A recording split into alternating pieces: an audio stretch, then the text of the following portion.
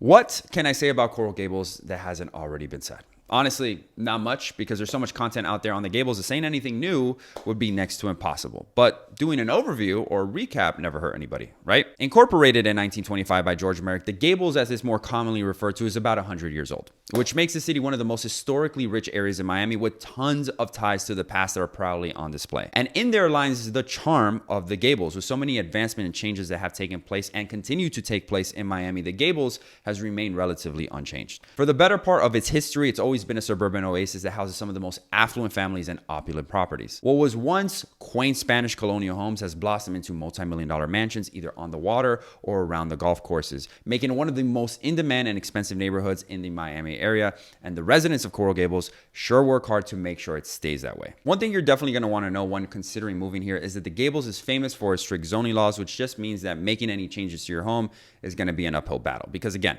they want to maintain a certain aesthetic and feel.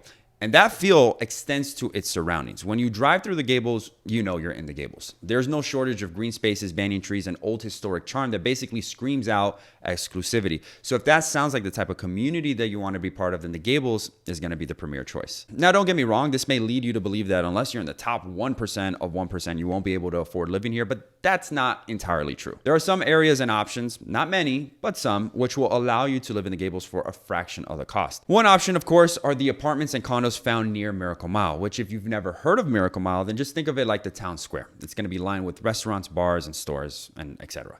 However, being that the Gables is made up of mostly single-family homes, your other option is to find a more historic home, if you will, like those built in the 50s and the 60s that have undergone some renovation but haven't been completely remodeled. So take, for example, today's property tour video of a 3-bedroom, 2-bath home built in 1952 that's just over 2,100 square feet. This home comes with many of the benefits that most people will be looking for in the Gables, like manicure landscaping, original wood flooring, and of course the luscious vegetation. It's been renovated so it adds modern finishes while still playing ode to the design and the style of the past, which is what the Gables is all about. The property is listed for rent for just a tad under $7,000. Just a tad. When you consider that many homes in the Gables easily rent for $20,000, $30,000, and $40,000 per month or more, you'll see that this is a great deal for the area. So let's get started with today's video. As always, make sure you click that thumbs up button and help me out with the YouTube algorithm. Subscribe and ring that bell for more weekly Miami real estate content like this, and enjoy.